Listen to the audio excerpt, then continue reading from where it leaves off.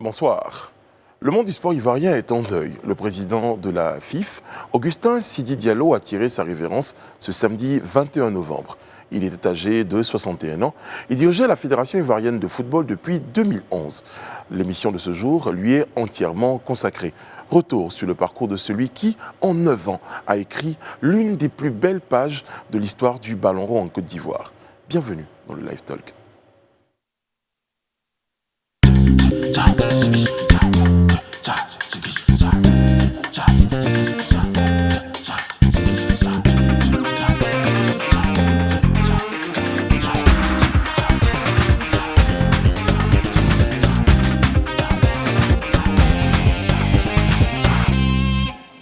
Bonsoir à tous. On l'a appris, ce week-end il a été brutal. Un grand homme s'en est allé, un pilier du monde du sport en Côte d'Ivoire s'en est allé. Augustin Sidi Diallo, et la nouvelle a effondré plus d'un. L'émotion est grande, l'émotion est vive. Les uns et les autres ont témoigné. Et sur ce plateau, en tout cas ce soir, on lisait cette émission, lui est entièrement consacré. Pour en parler, André Bois, rédacteur en chef des JT de Live TV est avec nous. Bonsoir André. Bonsoir Brice, bonsoir à tous. Bonsoir Sophie. Bonsoir Brice. Sophie Aïda. Et Bonaventure Kalou. Bonsoir. Bonsoir. Bonsoir, un acteur important du monde du sport en Côte d'Ivoire. Vous avez côtoyé l'homme, vous faites partie de ces personnes-là qui ont eu la chance de connaître le président Sidi Diallo. Avec vous, on aura également l'occasion d'égrener quelques souvenirs pour parler de ce grand homme-là. André Bois, qui était Sidi Diallo ? Avant de dire qui était Sidi Diallo, Brice et les amis Sophie, on va essayer de revenir un peu sur comment les choses se sont passées. Le 9 novembre, c'est la FIF qui nous informe que son président, qui était un président qui partait, parce qu'il y avait un processus électoral qui était engagé, mais qui avait été bloqué par la FIFA, et avait été touché par la Covid-19, et donc qui se mettait en confinement. Donc, ce qui est arrivé, il y a eu beaucoup comme ça. Le président de la CAF aussi. Donc, on se dit, bon, c'est assez classique, il se met en confinement, et on va bientôt le retrouver. Il n'a que 61 ans, c'est pas un monsieur avec, toute une série de maladies qu'on lui connaît. Et puis, samedi, sur les réseaux sociaux, on commence à entendre des choses, des photos apparaissent, des gens qui commencent à être complètement consternés. Et les confirmations tombent un peu plus tard et on apprend que le président Augustin Sidi Diallo nous a quittés. Et on en est là. Et aujourd'hui, on va essayer évidemment de revenir sur, comme vous l'avez dit, Brice, sur le parcours de ce dirigeant de notre football. Alors, Kalou, comment vous avez appris la nouvelle ? C'est un ami qui m'appelle. J'étais couché et qui m'envoie un message pour me dire est-ce que tu as vu sur Internet ? Je dis non. Et tout de suite, j'allume mon téléphone, je vais sur Internet et bon, je me dis que c'est pas vrai. Je passe 2-3 coups de fil et puis la nouvelle, ça va être une vérité. Ouais, très triste. On se posait la question, André, qui était l'homme autour sur le portrait de ce grand homme. Vous conviendrez que je ne cesserai jamais de le dire au cours de cette émission. Eh bien, ce grand homme, ce grand pilier de notre sport s'en est allé. Retour donc sur le portrait de Augustin Sidi Diallo maintenant. La Côte d'Ivoire et le monde du sport sont ébranlés depuis ce samedi 21 novembre 2020. Le président de la Fédération ivoirienne de football, Augustin Sidi Diallo, est décédé des suites du coronavirus. Une nouvelle qui vient mettre un terme à un parcours passionné et passionnel d'un amoureux du ballon rond, grande fierté nationale et africaine. L'homme avait 61 ans et se préparait à quitter la présidence de la FIF après 9 ans de mandature. Merci pour l'accompagnement que vous avez organisé autour de ma personne. Je repars du football en ayant eu beaucoup de nouveaux frères, de nouveaux amis, et nous allons rester ensemble tout le long. Je ne serai plus président, certes, mais je serai un grand supporter du Stella Club d'Abidjan. Augustin Sidi Diallo est né le 18 juin 1959 à Adjamé. Il est le fils de Abdoulaye Diallo, ex-chargé de mission du président Félix Houphouët-Boigny et ancien maire de Djekanou, dans le centre de la Côte d'Ivoire. Très jeune, Augustin fait ses premiers pas au Stella Club d'Adjamé le club dont son père était un membre fondateur. En tant que bienfaiteur et membre du staff, il remportera avec ce club en 1981 la Coupe UFOA, la Coupe de l'Union des fédérations ouest-africaines. La passion pour le football conduira Sidi Diallo à gravir les échelons et à se retrouver à la Fédération ivoirienne de football, la FIF, où il occupera de 1991 à 1994 le poste de vice-président. Ce passage est sanctionné par le premier sacre des éléphants de Côte d'Ivoire à la CAN 92 au Sénégal. Après quelques années de trêve, Augustin Sidi Diallo revient en 2002 à la Maison de Verre pour aider son ami et frère Jacques Anouma à relancer le football ivoirien.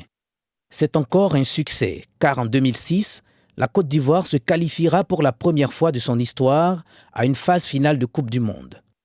En septembre 2011, Augustin Sidi Diallo prend finalement la tête de la FIF. Et en 2015, avec les éléphants de Côte d'Ivoire, il remporte pour la deuxième fois la Coupe d'Afrique des Nations de football. Augustin Sidi Diallo, pour le moins qu'on puisse dire, a marqué positivement le football ivoirien, même si des fois ses choix et décisions étaient contestés par certains collaborateurs et dirigeants de clubs. Une chose est sûre et indiscutable, Sidi Diallo a un palmarès riche et de nombreuses réalisations pour le football ivoirien. À côté de sa passion, le football, Sidi Diallo était un chef d'entreprise prospère. Président-directeur général d'Ivocep, une structure de pompes funèbres basée à Abidjan, l'homme s'est bâti une fortune et une renommée dans le monde des affaires. La disparition de Sidi Diallo vient comme un coup de massue frapper de plein fouet le monde sportif ivoirien déjà fragile. Même si l'homme avait renoncé à briguer un troisième mandat à la tête de la FIF, la grande expérience de cet infatigable dirigeant aurait énormément servi au football ivoirien. On parlait, André, d'un grand homme, et je pense que ce portrait-là n'a même pas présenté l'ensemble de ce que l'homme représentait, mais déjà on se rend bien compte que le parcours était riche. Le parcours était riche parce qu'il faut savoir que le football ivoirien, bon, on en a parlé ici il n'y a pas très très longtemps, a connu différentes phases, si on prend en termes de décennies. Et c'est-à-dire que les 2 dernières décennies, c'est-à-dire près de 40 ans, Sidi Diallo était au cœur. Et ce n'est pas un rôle second qu'il a joué, il a joué vraiment des rôles très importants. On parle déjà de 92, donc il y a 28 ans, sauf qu'avant ça, on recevra tout à l'heure Abdoulaye Traoré ici, il a participé justement à l'éclosion, Gagui Sely, au Stella.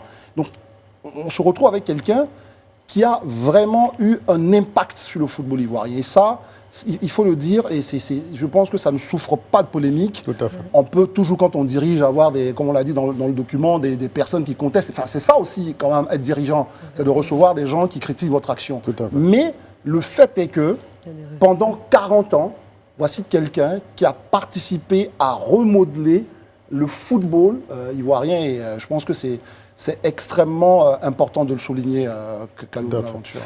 Tout à fait.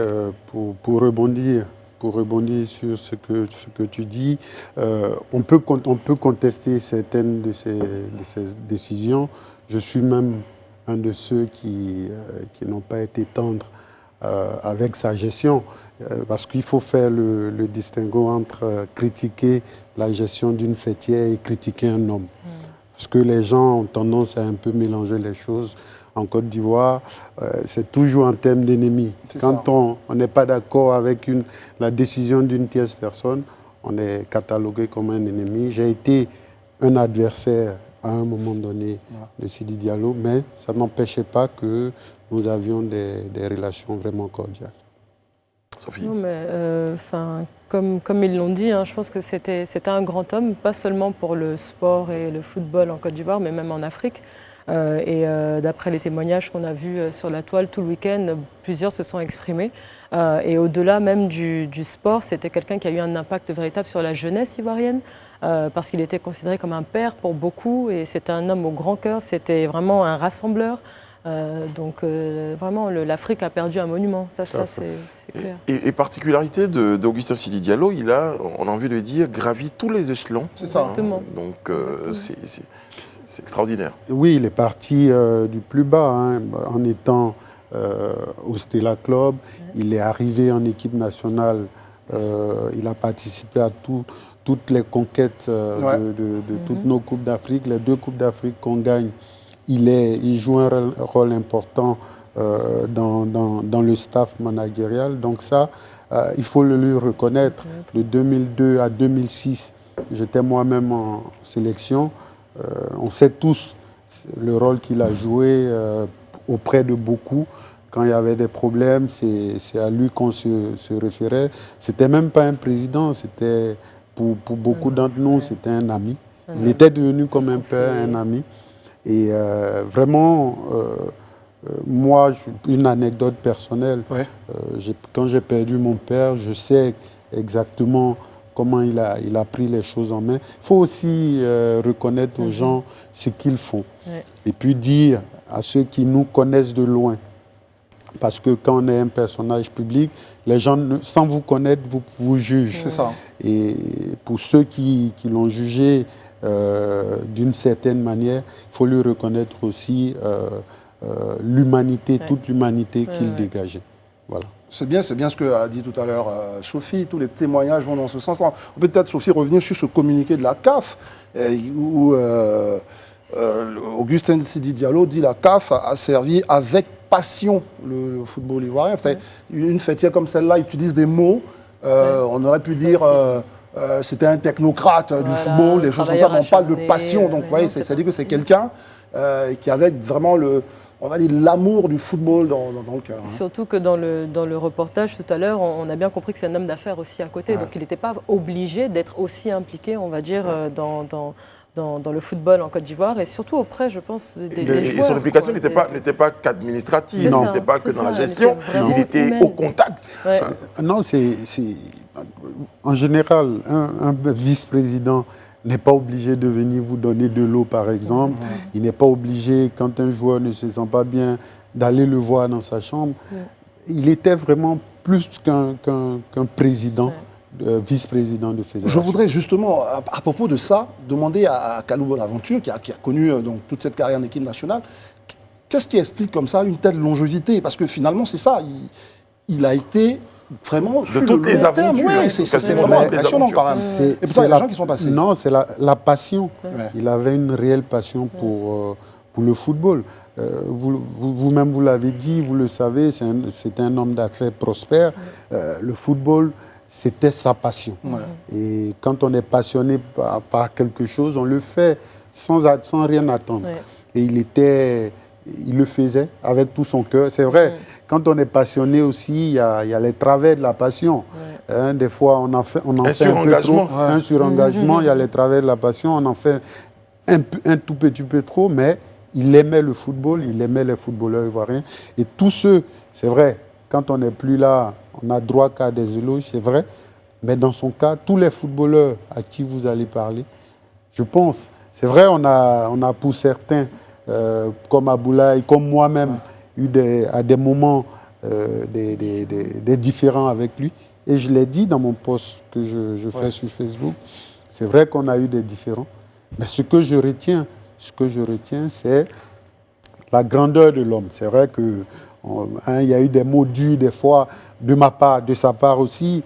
Mais quand on se retrouvait, il me disait toujours « Ouais, tu sais que je t'aime beaucoup, pourquoi tu… » Et ça se terminait toujours dans des éclats de rire. D'ailleurs, en parlant de ce poste, ça m'a beaucoup touché quand je l'ai vu, surtout quand vous avez parlé, vous avez dit en fait à quoi bon au final se tirer dessus, parce que qu'est-ce que la vie? Mais c'était sans animosité. C'est ça. Bien sûr, ça c'est ce que les gens doivent comprendre. Bien sûr. Quand quelqu'un dont vous êtes aussi proche, avec qui vous avez partagé autant, ça vous ramène à votre propre existence. Et vous vous posez des questions aussi. Ce samedi-là, quand j'ai appris qu'il est décédé, il y a le déni. On se dit, c'est pas possible. C'est pas possible. Il a dit qu'il était souffrant. Oui, c'est vrai, mais c'est pas possible. C'est ça. Et j'ai passé une nuit blanche. C'est vrai que les gens, de par nos différentes passes d'âme, les gens se disent peut-être qu'on était des ennemis l'un l'autre, non? Non, moi je pense que sur ça, vraiment, Kalou, c'est vrai que vous insistez là-dessus, mais je suis convaincu que les Ivoiriens savent que quand il s'agit de combattre pour se mettre au service des Ivoiriens, on peut utiliser des mots durs. Exactement. Mais je veux dire qu'après, une fois que le rideau est tombé, les gens se parlent, ils se congratulent. Donc ça a été le cas. Aujourd'hui, vous avez l'honnêteté de revenir là-dessus. Oui, tout à fait. À travers vos propos, on se rend bien compte que ce n'est pas là l'essentiel. L'essentiel, c'est que c'était un homme qui, j'allais dire, majoritairement était reconnu par les uns et les autres comme... pour son engagement pour son pays. Et parce qu'il en a pris des coups. Ah, ça, je peux vous dire, quand vous êtes président de la Fédération ivoirienne de football, chaque matin, vous prenez des coups. Et il a toujours fait le dos rond. Il a répliqué des fois quand ça en était trop. C'est humain. Mais il faut lui reconnaître cette résilience-là, de prendre des coups, mais de le prendre parce qu'on est passionné. Voilà, il aura pris des coups pour lui, pour son œuvre, il aura pris des coups également pour les autres. Parce qu'être à la tête, être responsable, c'est également cela. On va revenir là-dessus. Oui, on va revenir là-dessus. Et nous rejoindra au cours de cette émission Abdoulaye Traoré, qui également a été très proche d'Augustin Sidi Diallo. Et puis nous aurons, si tout se passe bien, en ligne des témoignages d'internationaux, d'anciens internationaux en tout cas, qui apporteront donc leur participation à cet hommage-là que nous rendons ce soir à M. Augustin Sidi Diallo. Nous a rejoint, je vous le disais, donc, sur ce plateau, Abdoulaye Traoré. Bonsoir. Bonsoir. Monsieur le conseiller économique et social, ex-international ivoirien, membre. Vous avez été membre de la fédération également? Oui. Vous avez travaillé aux côtés de M. Sidi Diallo? Si, tout à fait. D'accord. Tout à l'heure, le portrait nous présentait un travailleur, un passionné. Vous partagez ce point de vue? Mais d'abord, ça me fait un peu bizarre de parler du président Sidi Diallo à ces instants, parce qu'on a tous pris un coup. On a du mal à digérer son départ. À l'unanimité, tout le monde reconnaît son sens de la bosse. C'est un grand bosseur. Et il est loyal. Et vraiment, c'est quelqu'un qui ne ménage aucun effort pour venir partager des moments avec nous, quand on était encore sur la pelouse. Depuis le Stella? Oui, depuis le Stella Club, depuis quand j'étais cadet. Il était là avec Feu et son frère Amadou Diallo. Mais quand on dit qu'il était là, en général, il était là? Non, il était présent. Il était présent, vraiment, il était là. C'est le monsieur qui va rester, qui peut rester dans le couloir, suivre l'entrée et la sortie des joueurs, et puis c'est le monsieur aussi qui nous a, pendant la CAN 92, qui était là, qui prenait des coupes-ongles pour s'occuper de nos ongles, tout ça. À ce point? Il était disponible, oui. Il y a une image même qui nous a beaucoup marqué. La photo sur la pelouse à Dakar après la finale, il était en sueur, il était dans un polo, il était par terre même. C'est pour dire que ce monsieur, il nous a beaucoup soutenu et nous a beaucoup apporté.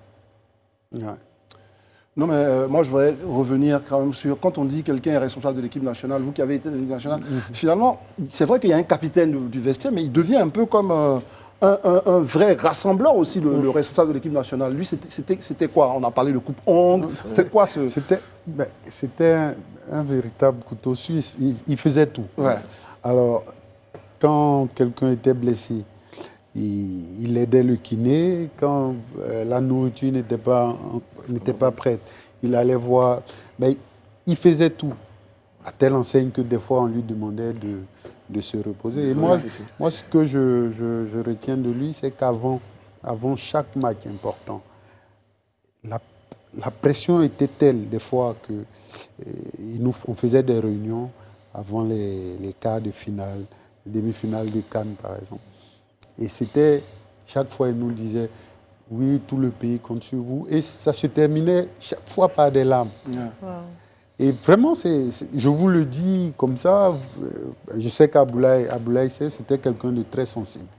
Ça se terminait par des larmes. Oui, il faut qu'on gagne, sinon au pays, ça ne va pas bien se passer. Il faut qu'on gagne pour... Et c'est quelqu'un qui aimait foncièrement la Côte d'Ivoire. Il aimait beaucoup le foot, mais il aimait foncièrement la Côte d'Ivoire. L'homme. Il aimait l'homme.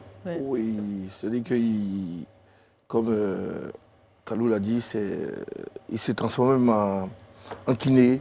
Il était l'investisseur, il était par terre avec les joueurs, il était partout. Il allait au-delà même de sa fonction de responsable de l'équipe nationale. Et ça n'a pas changé.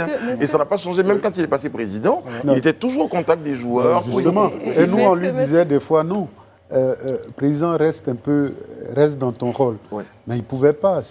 Il était le supporter, il était le kiné, il était tout à la fois. Mais justement, j'allais dire, est-ce que quelque part, ce n'est pas ça être un véritable président de fédération? Est-ce que c'est pas parce que c'est aujourd'hui, quand on entend les témoignages et quand on voit ce qui s'est passé pendant son mandat, le football ivoirien a véritablement été touché, a été impacté. Donc il a même fini par être une forme de porte-bonheur pour le football ivoirien. Ouais. Oui, il est arrivé des moments où on s'est tiraillé, surtout sur sa gestion. Ouais. Bon, on ne s'est pas compris, on disait des choses, mais pas sur l'homme. Sur l'homme, ouais. Parce que l'homme, il est ce qu'il est, il a ses qualités comme ses défauts, mais ce qu'on retient de lui, c'est que c'est quelqu'un qui a un cœur vraiment très, très, très généreux et qui est capable de tout pour la réussite des matchs. Voilà. Tout à fait. Il n'y a pas un joueur aujourd'hui. Hein, moi, je prends toujours mon exemple. Quand j'ai perdu mon père, c'est vrai que c'était un peu tendu entre nous. Mais il n'a ménagé aucun effort pour que tout se passe bien. Ouais. Il n'était pas obligé de le faire. Il y a des choses qu'il faisait, il n'était pas obligé de les faire. Et je me rappelle, quand c'était un peu tendu entre nous, un matin, mon petit frère m'appelle, il devait être quoi, à 6 heures ici. Salomon? Oui, Salomon m'appelle. Il était peut-être 6 heures ici, il devait être 8 heures en Allemagne, il m'appelle. Qu'est-ce que tu as fait encore? Le président vient de m'appeler, qu'est-ce qui se passe? Mais je lui ai dit non, c'est nos histoires, on va se retrouver. Et on a fini par se retrouver. Et il m'a dit ce qu'il me reprochait, je lui ai dit ce que je lui reprochais, et c'est passé. Voilà. Vos rapports étaient bons. Oui, non, nos rapports étaient très bons. Étaient très bons. Et même au mariage de son fils, je n'étais pas là, mon épouse y est allée. Et elle me le disait encore aujourd'hui, c'était des accolades parce qu'il venait à la maison à Auxerre quand je jouais à Auxerre. Donc il la connaît bien. C'est quelqu'un voilà, c'était quelqu'un de chaleureux. De nombreux témoignages, hein, et nous avons en ligne Kolo Touré, l'international Kolo Touré. Allô? Allô? Bonjour Kolo Touré. Bonjour. Merci d'accepter de participer à cette émission-là. Vous également avez côtoyé l'homme, vous avez certainement été affligé au même titre que l'ensemble du monde du sport en Côte d'Ivoire, en Afrique et même dans le monde. Votre réaction en ce moment? Ma réaction, tout d'abord, j'aimerais souhaiter mes condoléances à la grande... Alors, Kolo, est-ce que vous pouvez lever un tout petit peu votre caméra pour qu'on puisse vous avoir à l'antenne, s'il vous plaît? Pardon? Est-ce que vous pouvez lever un tout petit peu votre caméra pour qu'on puisse vous avoir à l'antenne? Quand vous ne me voyez pas là? Non, pas totalement. Ok. C'est bon? Voilà. Ça y est, c'est pas mal. Ça y est. C'est parfait. C'est mieux là? À présent, c'est bon. C'est bon. D'accord. Voilà. D'accord. Tout d'abord, je voudrais saluer mes grands frères qui sont sur le plateau. Voilà. Donc, après mes premières lectures, c'est de souhaiter mes condoléances à la famille Diallo. Mes premières pensées vont directement chez maman Brigitte et tous ses enfants aussi. Voilà, pour leur dire que je les aime. Et surtout, des moments très, très difficiles pour nous tous. Bon, moi en particulier, parce que voilà, c'est mon témoin. Ouais, c'était le témoin de mon mariage et Abidjan. Et surtout, c'est un père pour moi. Voilà, donc j'ai été très, très surpris de ce qui s'est passé. Et donc, je suis béni, je suis vraiment touché dans mon amour propre. Et donc, mes mots encore que je veux dire, c'est de dire que je l'aime. Je l'aime énormément, je l'adore. C'est un père, c'est quelqu'un qui aimait tous les footballeurs ivoiriens. Ouais, il nous aimait tous comme ses enfants. Il a sacrifié sa vie pour le football ivoirien. C'est vrai qu'il y a eu des moments un peu difficiles avec certains de nos frères, avec nos grands frères. Mais moi, je pense que, pour ma part, c'est quelqu'un qui nous a tout donné, qui nous a tout mis dans les conditions pour que nous puissions nous exprimer mieux pour la nation. Et aussi, même en dehors même du fait que c'était des footballeurs, ils nous aidaient dans la vie quotidienne. À ce propos, Kolo, est-ce que vous avez des anecdotes, une anecdote particulièrement concernant M. Sidi Diallo? Parce qu'on parlait de Coupe Kong tout à l'heure sur ce plateau. Bien sûr, je pourrais dire, en tant que témoin de mon mariage, voilà, c'est quand on a des petits soucis, voilà, à la maison, on arrive à l'appeler, voilà, pour qu'il puisse prodiguer des conseils. Voilà, et donc, avec maman Brigitte aussi, qui était toujours à nos côtés. Voilà, après, en équipe nationale, c'est quelqu'un qui adorait les matchs, qui adorait les joueurs, et surtout, quand on devait faire des matchs, on sentait la pression qui montait dans lui. Donc, les dirigeants voulaient même qu'il se mette souvent à côté pour ne pas nous mettre une certaine pression. Donc, c'est pour vous prouver l'amour qu'il avait pour sa nation. Il nous demandait toujours de nous surpasser pour la nation. Il nous demandait toujours de battre, de donner tout ce qu'on a à chaque fois. Voilà, pour pouvoir faire voler le drapeau de la Côte d'Ivoire le plus haut possible. Et donc, c'est ce qu'il a fait. Il a participé à deux CAN, il a gagné les 2 CAN. Et je vous dirais ici que si ces CAN, on les a gagnés, c'est en grande partie à cause de lui. Voilà, c'est quelqu'un qui a toujours su gérer. Et comme je disais, en dehors même du football, il nous a aidés dans nos vies privées. Vous savez, en Afrique, on a toujours des soucis, surtout quand tu n'es pas là. Et quelqu'un, quand tu as un problème, par exemple, immobilier, tu peux l'appeler pour qu'il aille régler tes problèmes. Voilà, il nous donne aussi des conseils financiers. Et donc, voilà, c'est pour vous dire que c'était un père. C'était un père. Il aimait tous les footballeurs ivoiriens, il nous aimait tous. Voilà. On retient donc de votre intervention là que vous l'avez dit, hein, c'était un père, il vous a soutenu, il a été présent tant sur le plan footballistique que même sur le plan familial. Il a été toujours ce soutien-là et je pense qu'on va retenir cela de votre intervention. Merci beaucoup Kolo Touré d'avoir été avec nous. Un mot avant de laisser partir certainement? J'aimerais qu'on... Je suis un peu déçu quand même parce qu'il n'est pas eu de reconnaissance et qu'il soit parti comme ça. C'est ma petite déception. Parce que c'est un homme qui méritait mieux. Il a eu trop de palabres autour. Et moi, ça m'a beaucoup peiné. J'avais prévu j'avais prévu parler, dire des choses, parce que je pense que les gens ne l'ont pas connu. Quand on a parlé de lui, les gens croient que c'est quelqu'un qui était là juste pour prendre la vie du football. Je ne pense pas. Je pense que c'est quelqu'un qui a investi dans le football. Vous avez l'impression qu'il était incompris? Je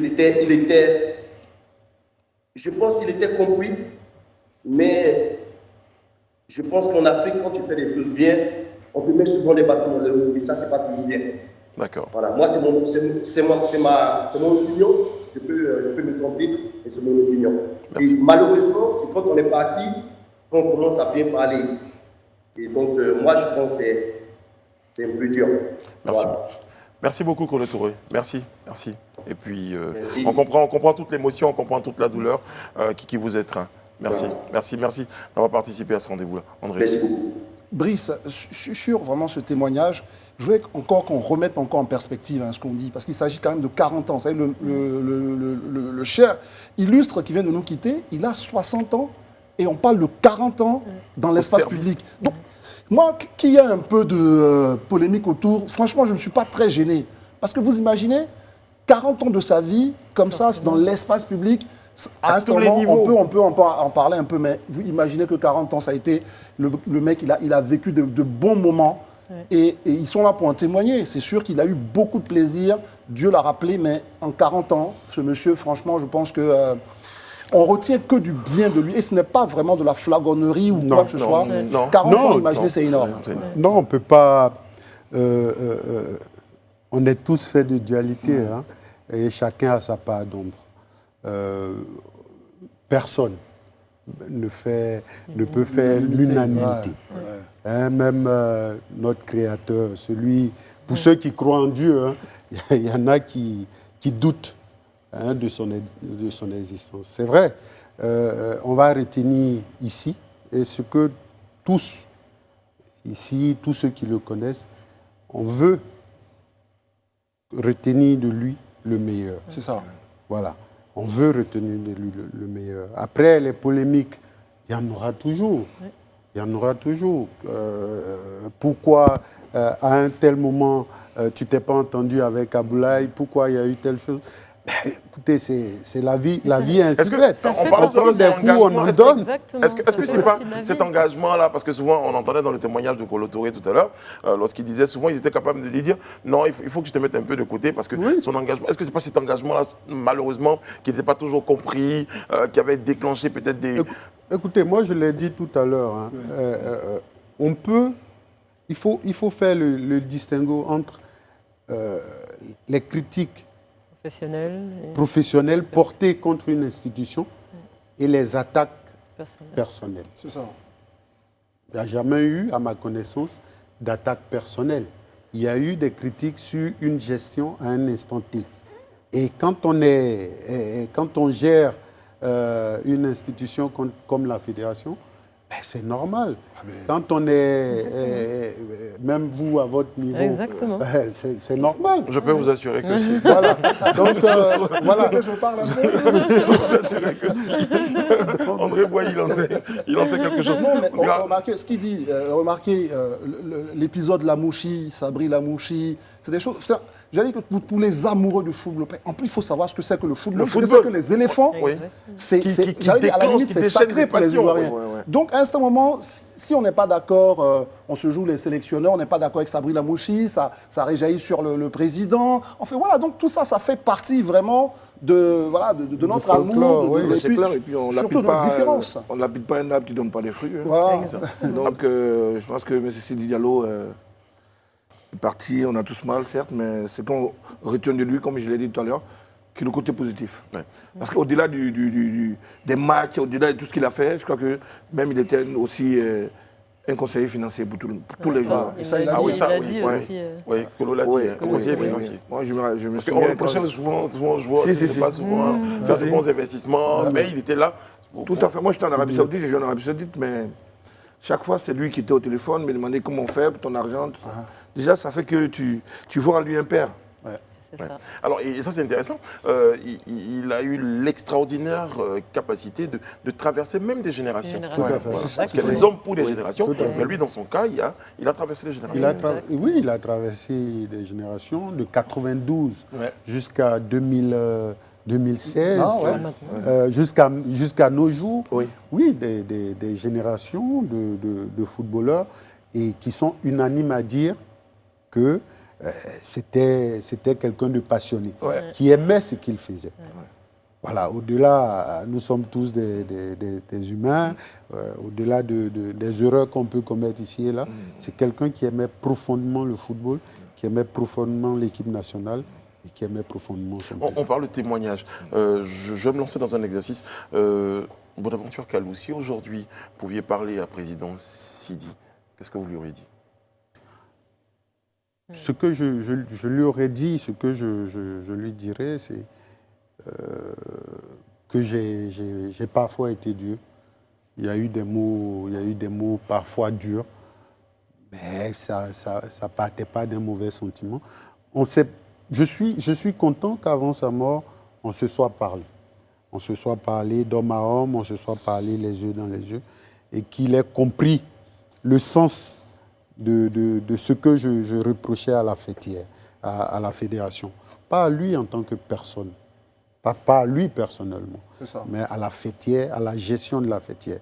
Oui, peut-être que c'est lui qui gérait, mais il y a un comité exécutif, il n'était pas le seul. Voilà. Donc, j'aurais choisi des mots différents peut-être. Brice, permettez que je m'arrête juste une seconde, il y en a quelqu'un. Oui, on a un autre témoignage, celui-là d'un ancien capitaine. Hein, et au-delà de l'aventure 92, il l'a dit, pour lui, c'était le sponsor éternel. On l'entendait dans des chansons. On peut même en avoir un extrait. Je pense qu'on va tout de suite partir. Voilà, cette phrase, on l'avait entendue, même sans le connaître. Nous tous, on disait le sponsor, Sidi Diallo. Et Gadi Sely est en ligne avec nous. Le capitaine président Gadi Sely est avec nous. Allô? Allô? Bonjour Gadi Sely. Bonjour. On imagine que vous également êtes très affecté par la disparition de ce grand homme. Oui,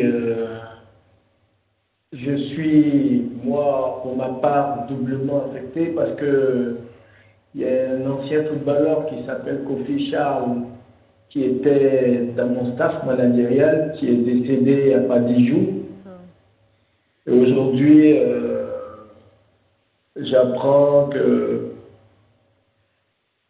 mon sponsor éternel, Sidi Diallo, celui-même qui a donné un grand coup de pouce à ma carrière d'artiste, est décédé. Donc c'est normal que je sois dans cet état très attristé. Gadi Sely, dans votre cas, personnellement, c'était depuis le Stella Club, à l'image d'Abdoulaye Traoré. Oui, vous savez que la famille Diallo, à travers Abdoulaye, le père Abdoulaye Diallo, fait partie des créateurs de ce club. C'était le club d'Adjamé. Et donc, tous les fils de ce monsieur étaient souvent autour de nous, autour de l'équipe. Il y avait Amadou Diallo qui avait été le grand frère de Sidi, qui avait été, lui, président, je crois, pendant une période, qui avait été président de section football aussi. Il y avait Noum Diallo, mais ceux qui étaient plus proches de nous, c'était Sidi Diallo et Ibrahim Diallo, qui lui vit actuellement. Parce que Amadou Diallo, il est parti, Noum aussi est parti. C'est la famille qui nous accueillait quand on allait dans les mises au vert à Djekanou. Quand on avait des matchs, par exemple la Coupe Houphouët-Boigny à Katiola, on a dormi à la maison, on était souvent ensemble. Sidi, il était très ouvert, toujours prêt à apporter une aide à tous les joueurs que nous étions. Puisqu'il était de notre génération, les plus jeunes joueurs du club avaient toujours Sidi Diallo à leur côté. C'est celui-même qui, par ses conseils, par sa présence, nous rassurait que les dirigeants étaient avec nous, parce que lui n'était pas dans la liste des dirigeants, mais était souvent là. Il était même là, il était plus présent même souvent que certains dirigeants, on a envie de le dire. Voilà, lui c'était le propriétaire du club. Quoi. Il était à vos côtés lorsque vous remportiez la CAN 92, Gadi Sely. Oui, mais on s'est retrouvés plus tard parce que moi, après le Stella, lui il avait décroché en fait parce qu'il y avait Grand Maxime et tout ça qui ont pris le relais, Vouné Bleka et les autres présidents qui sont arrivés. Et Sidi, il avait décroché. Mais moi, je suis parti en France après, jouer en France à 7. Mais quand je suis revenu en équipe nationale, je pense qu'entre les années 90 et 92, Sidi Diallo faisait partie des membres des dirigeants de l'équipe nationale dirigé par Diego Seno. D'accord. Diego Seno, qui était le président de la Fédération ivoirienne de football dans cette Gadji Sely, période-là. est-ce que vous avez une anecdote qui vous revient comme ça en compagnie du président Sidi Diallo? Oh, mais le président Sidi Diallo n'a pas fait que m'accompagner dans cette aventure sportive, parce qu'il était là aussi quand j'ai commencé véritablement ma carrière d'artiste. Sidi Diallo était là pour sponsoriser mes tournées. J'ai fait 2 fois le National Tour, 18 villes en Côte d'Ivoire.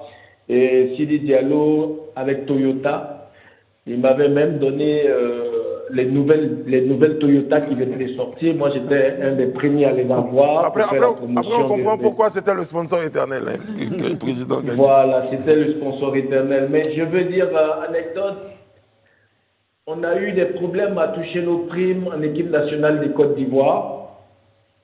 On jouait les matchs amicaux et on devait avoir les primes si on les gagnait. Et puis les matchs internationaux aussi. Mais les primes tardaient à venir. On ne savait pas trop pourquoi. Mais il y avait un grand dirigeant de l'Africa Sport qui était très connecté au ministère de la Culture et à la présidence aussi, qui lui nous empêchait souvent d'obtenir nos primes parce qu'il n'était pas content de l'équipe qui était en place, l'équipe dirigeante qui était en place.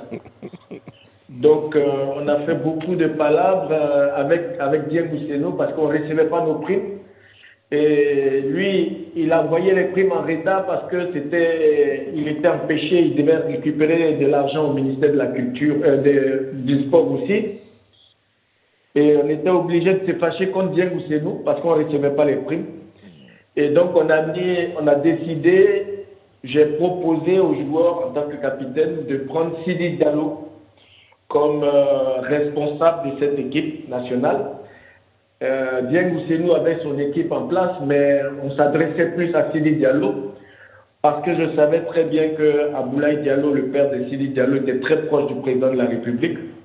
Et donc, pouvait à tout moment... C'était la bonne croix de transmission et vous savez qu'on pouvait activer... pouvait à tout moment parler au ministre des Sports pour qu'on ait nos primes. Voilà. D'accord, c'est bien donc, noté. Sidi Diallo a assuré, quand je dis dans mon texte qu'il a été d'un apport assez important pour la victoire finale des Sénégal 92, il a assuré notre sécurité parce qu'autour de cette équipe, il y a des joueurs de tous les clubs. Et les présidents avaient tendance à appeler les joueurs pour leur mettre des choses dans la tête. Et Sidi Diallo a joué son rôle de protecteur, interdisant du coup tous les coups de fil et tout. Ça nous a permis de nous concentrer sur la compétition et de gagner cette compétition. Après Sénégal 92, il a aussi remporté la Coupe d'Afrique avec lui, sa génération. Quand il était président de la fédération, donc il a donné 2 Coupes d'Afrique à la Côte d'Ivoire, il faut considérer ça comme ça. Ouais. Bien qu'il ne soit pas seul à avoir apporté, il y a les présidents comme Maître Roger Ounier aussi qui ont apporté beaucoup de joueurs locaux dans cette équipe de Dakar qu'il faut saluer, mais aujourd'hui il s'agit de Sidi Diallo. Je pense que nous avons 2 minutes, un grand homme du football. En 1 minute, Président Gadji, qu'est-ce que vous retenez de Sidi Diallo? Qu'est-ce qu'on peut entendre de vous pour le président Sidi Diallo? Il était toujours prêt à aider. C'est comme ça que je l'ai connu. Sidi Diallo, toujours ouvert à tout le monde, toujours prêt à aider ceux qui ont des problèmes dans les clubs. C'est pas pour rien que l'équipe nationale a gagné la Coupe quand il était président de la fédération. D'accord. Son engagement, on en parlait avec Bonaventure Kalou et Abdoulaye Traoré, on en parlait sur le plateau. Ouais. Comment? On en parlait sur ce plateau avec Bonaventure Kalou et Abdoulaye Traoré, qui sont avec nous sur ce plateau-là. En tout cas, Gadji Sely, on vous remercie. On vous remercie également de votre participation à cette émission-là, à cet hommage-là, rendu à M. Sidi Diallo. Merci beaucoup, Gadji Sely. C'est moi qui vous remercie. Je les salue. Ils vous rendent votre salutation. Voilà. Merci beaucoup. Je salue tous mes gars qui sont là, on est en deuil, voilà. Voilà. Merci, et que Gabi. son âme repose en paix. Merci Amen, beaucoup. Gabi. Merci. Merci, Gabi. Abdoulaye Traoré, Sophie Aïda, vous voulez dire? Non, j'allais dire, c'est la même chose qui revient, c'est les mêmes témoignages. Et puis j'ai lu sur Internet un témoignage justement où un jeune Ivoirien qui n'est pas du tout dans le sport, qui le considérait aussi comme un père, disait qu'il avait une relation particulière avec chacun de ses enfants répartis sur la surface de la Terre. Et c'est vraiment ce qu'on retient. Ouais. Peu importe les personnes qui ont témoigné aujourd'hui, tout le monde a ce sentiment d'avoir eu une relation particulière avec On lui. en perd un peu notre latin hein, sur ce Oui, plateau-là. évidemment. Il y a beaucoup d'émotions Ouais. quand on parle de la grandeur de l'homme, de son œuvre, et tous ces témoignages, là, concordants quant à ce que cet homme était représenté, ce qu'il représentait pour le football, pour la culture, pour le monde du sport en général en Afrique et dans le monde. Et je veux dire, c'est extraordinaire qu'on puisse avoir autant de témoignages et vous comprendrez notre émotion sur le plateau. Et en plus que, bon, on reconnaît tout son côté humain, on reconnaît aussi qu'on a pu le critiquer, mais il faut reconnaître aussi que sous lui, on ne va pas dire que c'était l'âge d'or, mais ça a été vraiment la Côte d'Ivoire a glané quand même pas mal de trophées. On a dit qu'il a réussi à écrire l'une des plus belles histoires du ballon si dans on notre pays. veut le rappeler, que vous avez 92 cette Coupe d'Afrique, l'équipe était toute belle en 94, c'était aussi l'une des meilleures équipes qui aurait dû remporter quelque chose. On a parlé donc de l'épopée 2006, cette équipe, ce qu'elle a eu à faire. Finale de Coupe d'Afrique, 2006, en 2012, Coupe du Monde. En 2012, ça a été encore une finale. 2015, une finale remportée. Les U17, ça a été encore en 2013, encore une Coupe d'Afrique remportée. C'est-à-dire que c'est vrai qu'on peut le critiquer, mais quand on regarde vraiment l'ensemble de son œuvre, franchement, ce qu'on retient, on ne peut pas lui nier, on peut pas lui nier son implication dans toutes ces victoires-là. Voilà, si on est arrivé à gagner en 92, c'est parce qu'il était là auprès des joueurs, les témoignages sont là. Si on a gagné en 2014, alors que c'était peut-être pas la meilleure équipe, 2015, c'était peut-être pas la meilleure équipe de Côte d'Ivoire, c'est parce qu'il était là. De 2002 à 2006, j'ai vu, là j'étais un acteur même. J'ai vu son implication de tous les jours pour que chaque joueur soit à l'aise et se concentre véritablement sur le football. Il était vraiment au four au moulin, que ce soit vraiment je le dis, que ce soit pour la nourriture, que ce soit pour des colis qu'on devait recevoir, mais tout.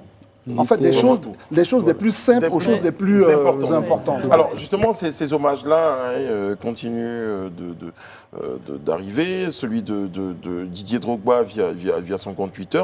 La famille du football ivoirien, africain et mondial vient de perdre un de ses fils. Merci pour tout, Président. Très peu comprendront, mais repose en paix. Mes condoléances les plus sincères à la famille. Signé Didier Drogba.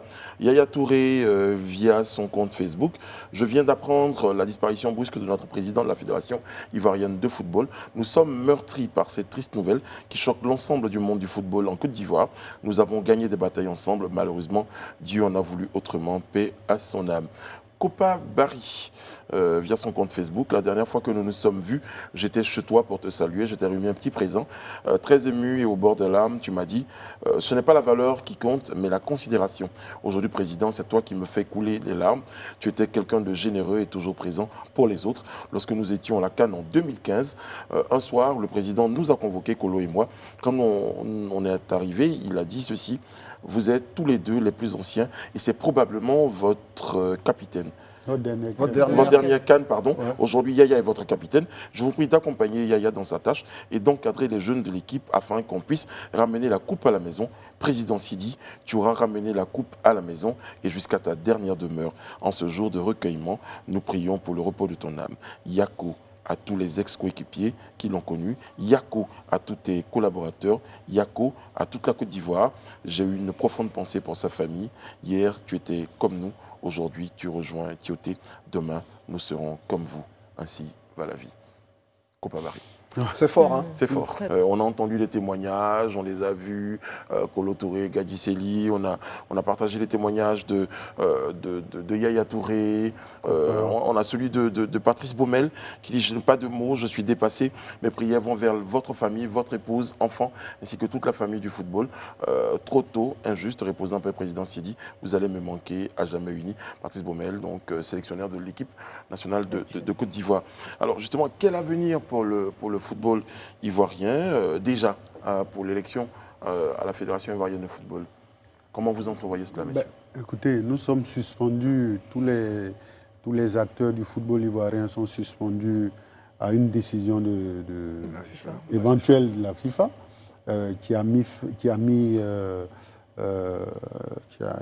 stoppé le processus électoral. Donc voilà, toute l'attitude revient à la FIFA de donner la conduite à tenir. Donc, on attend tous. Sophie?